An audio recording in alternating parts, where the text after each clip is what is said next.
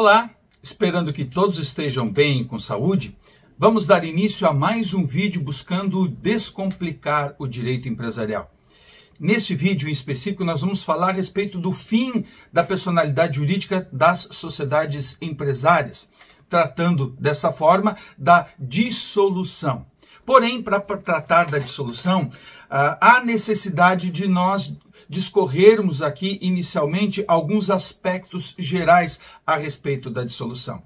Então, para discorrer esses assuntos iniciais, eu vou buscar aqui as lições, uma lição, na verdade, da Mônica Guzmão, que, se me permitam, vou ler o que a Mônica Guzmão diz na sua obra. Ela diz que a dissolução é o ato que desencadeia o processo de extinção da sociedade e a desvincula de seus sócios. Acrescenta a Mônica Guzmão dizendo que é o período de paralisação de todas as atividades sociais. Então, de acordo com a Mônica Guzmão, com a dissolução ocorre a dissolução da personalidade jurídica da sociedade e a extinção das atividades sociais. Porém, Gladstone Mamed, ele observa o seguinte, permito-me mais uma vez recorrer à obra agora do meu amigo Gladstone Mamed, que ele diz o seguinte: a aplicação do princípio da preservação da atividade negocial fez com que se criasse a expressão dissolução parcial da sociedade, pensada em oposição à dissolução total. O Código Civil, mais adequadamente, refere-se, respectivamente, à resolução das sociedades em relação a um sócio, que seria parcial, nos artigos 1028 a 1032, e a dissolução, que seria a total, nos artigos 1033 a 1038. Esta última conduzindo à extinção da pessoa jurídica.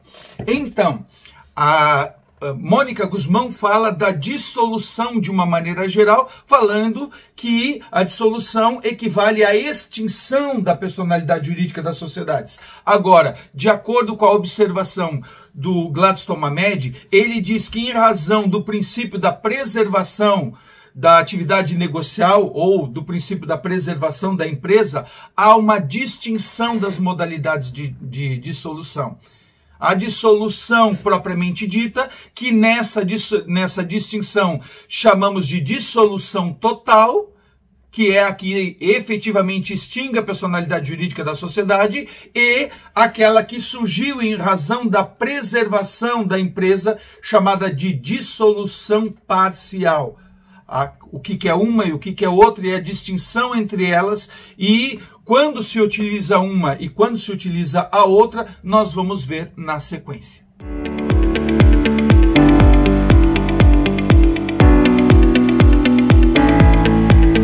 Então, vamos tratar agora exclusivamente da dissolução total. Vimos agora há pouco que a dissolução, de uma maneira geral, ela se distingue, portanto, entre dissolução total e dissolução parcial. Qual a diferença básica entre a dissolução total e a dissolução parcial? É que a dissolução total, na dissolução total, ocorrerá a extinção da personalidade jurídica. Já na dissolução parcial, não ocorrerá, haverá a manutenção da personalidade jurídica da sociedade. Ora, nós temos que ter em mente que essa expressão dissolução total, ela nasceu para fazer distinção à dissolução parcial. Porque na dissolução parcial vai ocorrer essa dissolução parcial, como nós vimos anteriormente, em razão do princípio da preservação da empresa, ela ocorrerá para realizar a apuração de haveres de sócios dissidentes, de sócios que se retirarem da sociedade. Já na dissolução total, ocorrerá essa dissolução total quando? Por consenso entre os sócios, e aí será de uma maneira extrajudicial, ou por dissidência, que aí será dissolução judicial, ocorrer a liquidação total do patrimônio da sociedade, com a consequente partilha do acervo remanescente entre os sócios.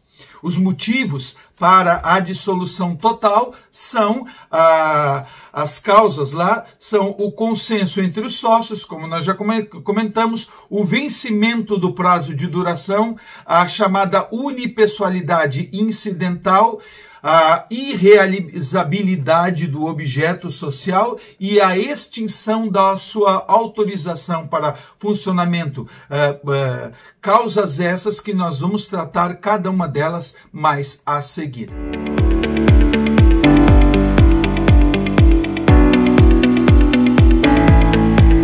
Mas, para que ocorra a dissolução, é necessário que seja realizada a liquidação e, posteriormente, a partilha do acervo patrimonial da sociedade.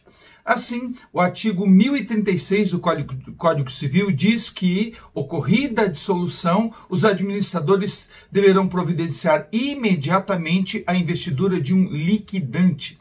Este liquidante deverá dar início, por óbvio, à liquidação do patrimônio social, o qual se constituirá em um procedimento em que são arrecadados e vendidos todos os bens da sociedade, cobrados os seus haveres e, posteriormente, quitadas todas as suas obrigações.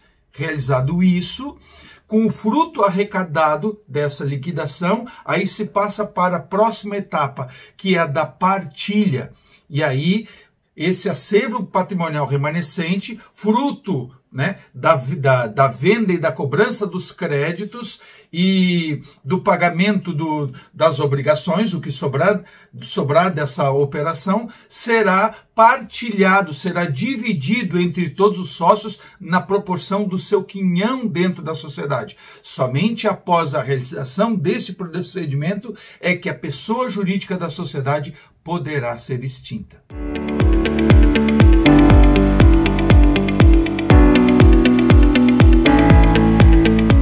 Quanto aos negócios da sociedade em dissolução, o artigo 1036 do Código Civil diz que os negócios realizados pela sociedade em dissolução terão continuidade apenas aqueles começados anteriormente, antes da dissolução, ou seja, não começarão novos negócios. Apenas aqueles iniciados anteriormente terão continuidade na busca da sua conclusão e mais aquelas atividades necessárias à própria dissolução, como a venda de ativos, sendo necessário, se for o caso, de determinadas promoções, enfim, de vendas, mas para liquidar o ativo e saldar o passivo. Nada mais, justamente para objetivar o final da personalidade jurídica da sociedade em dissolução.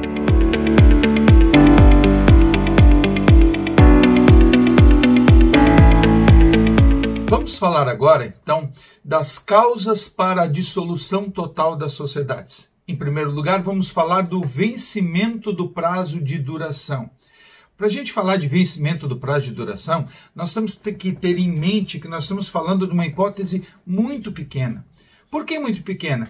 Porque a grande maioria dos casos, as sociedades são constituídas com prazo indeterminado. Então, o que nós estamos falando aqui é de uma parcela muito ínfima de sociedades constituídas com prazo determinado.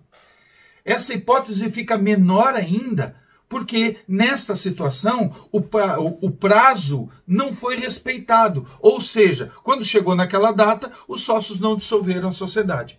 E aí, qual é que é a solução que o Código Civil apresenta? Solução essa a partir do Código Civil de 2002, que antes não era dessa forma. A solução ela é simples. A sociedade que tem seu prazo de duração determinado e que passou esse prazo sem que os sócios tenham providenciado a sua dissolução, esse prazo converte-se automaticamente de determinado para indeterminado. Simples.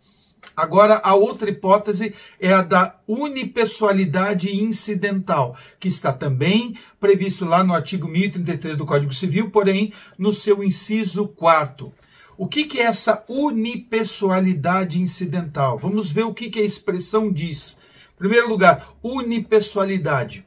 né? Se nós descontextualizarmos essa expressão, o que é descontextualizarmos? É colocar fora do contexto. Aí vai vir a ideia só de unipessoalidade, uma pessoa. Uma pessoa no quê? Não sei.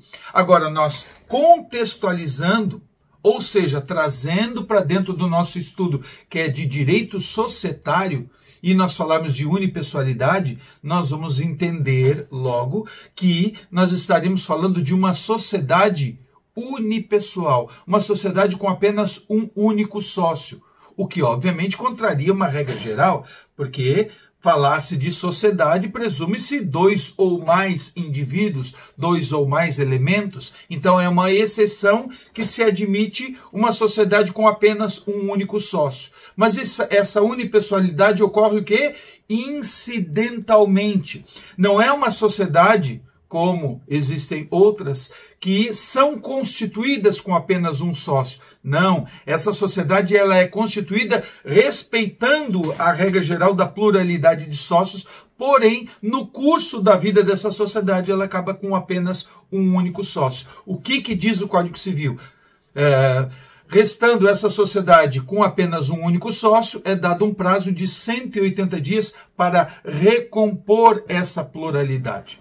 Ocorre que do Código Civil para cá, algumas regras emergiram, então o Código Civil prevê também agora a possibilidade de, dentro desses 180 dias, ou esse sócio remanescente requerer a conversão para empresário individual ou para uma EIRELI e mais ainda. Agora, existe uma outra possibilidade que transforma essa regra praticamente a zero, porque é a possibilidade de termos uma sociedade limitada unipessoal. Então, se tratar de uma sociedade limitada que restou com unipessoalidade incidental, e aí o que acontece? Ficando apenas um único sócio, não fere a regra geral e esse único sócio remanescente não precisa fazer nada dentro desses 180 dias.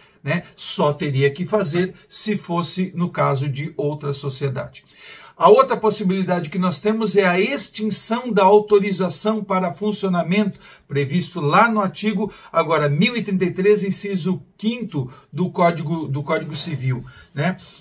O que é essa extinção da autorização para funcionamento?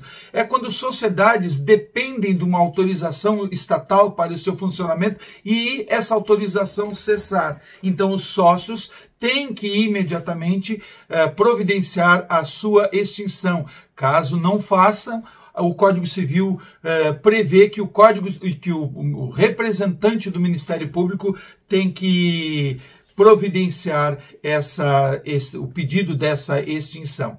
E, dentro do nosso exemplo, para o fim, nós temos que apresentar a inexequibilidade do objeto social, previsto lá no artigo 1034, inciso 2. O que é a inexequibilidade da realização do objeto social? O que o próprio nome já diz, o objeto social se torna inexequível. O que é um objeto social inexequível? Que ele não pode ser executado. Não tem mais condições de ser executada. Essa é uma situação que particularmente me preocupa nos dias de hoje. Por quê? Porque em razão do incremento da tecnologia, como, por exemplo, determinadas atividades, elas são realizadas, né? E depois, num determinado momento, não há possibilidade mais, as pessoas não querem mais. Não querem mais, né? Era, por exemplo, uma loja que vendia e fazia manutenção em fax, aparelhos de fax. Quem usa aparelhos de fax hoje em dia? Ou seja, aparelhos da própria tecnologia que foram suplantados pela tecnologia e outros tantos exemplos que nós podemos dar, ok? E com isso, nós encerramos esse vídeo e no próximo vídeo vamos falar exclusivamente da dissolução parcial. Até o próximo vídeo, então.